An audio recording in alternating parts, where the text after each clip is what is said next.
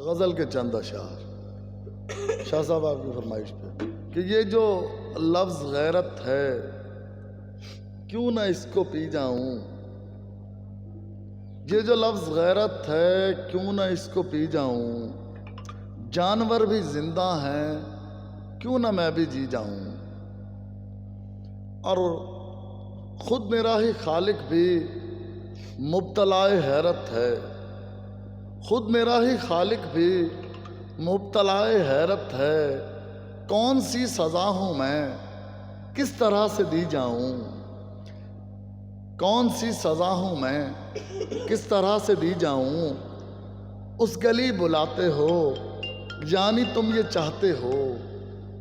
उस गली बुलाते हो यानी तुम ये चाहते हो,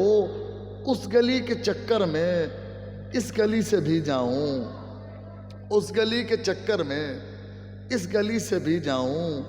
और मामला तो खुलना है अश्क की ज़ुबानी ये,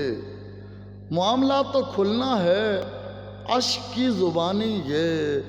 चाहे ज़ख्म सी रखूं या लबों को सी जाऊं, और मार्फत का दावा हूँ घन गरज से आऊँगा, मार्फत का दावा हूँ घन गरज से आऊँगा, बात वो नहीं हूँ जो